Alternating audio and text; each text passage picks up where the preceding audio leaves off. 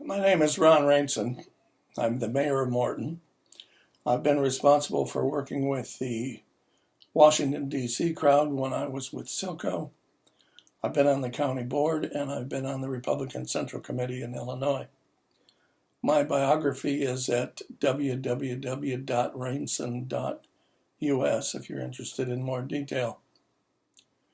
What is patriotism and what did it and does it mean to be a patriot?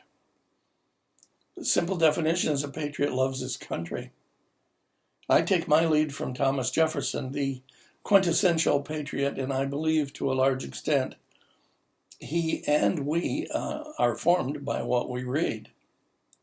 Jefferson wrote to his nephew Peter Carr in about 1785 with a list of books he should read to have what Jefferson called a respectable and useful and satisfactory degree of knowledge in these branches.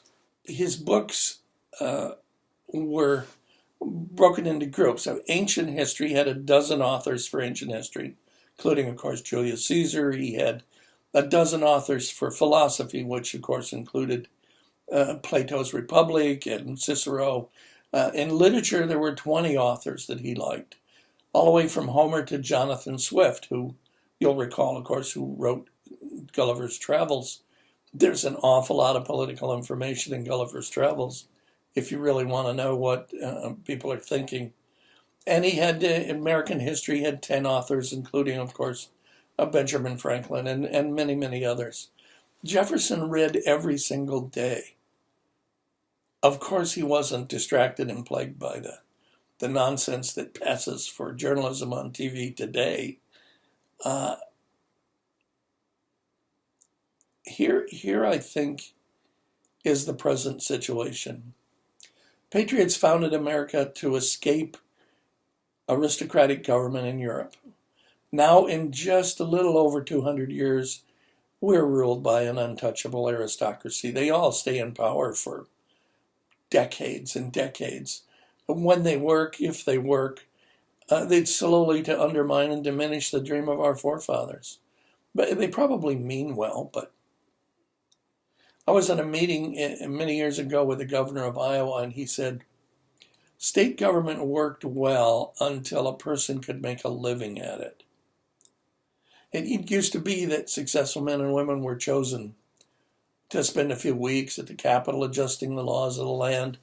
Now they're full-time, and most of them, pardon me for saying this, but most of them are pretty much unemployable. It used to be that you had to have something at stake in order to vote.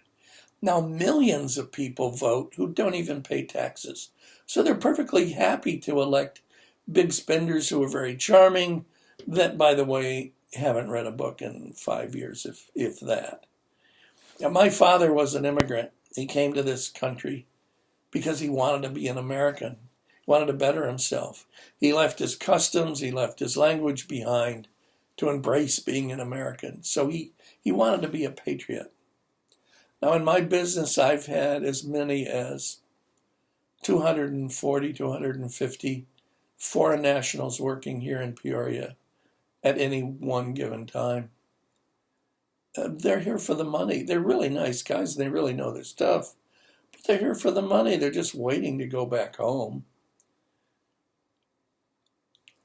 I look at the news these days and I find the current chaos in this country almost terrifying.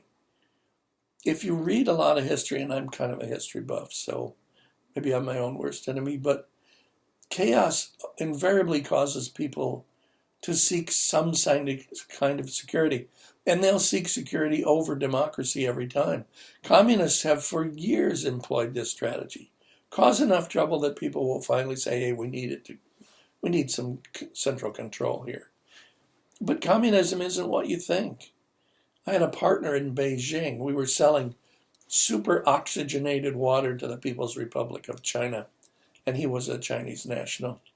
He called me one day and he said a firm from Taiwan was copying our product. I asked him, well, what did you do about it? And he said, well, we burned their trucks, we beat up the drivers, and we smashed their product.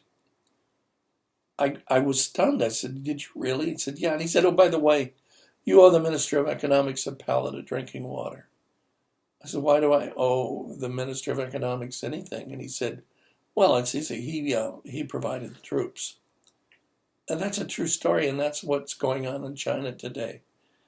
They're gangs. You think you have government? It's not a government. The only government is democracy. Patriotism is all about democracy, and it's slipping through our fingers because there aren't any patriots anymore.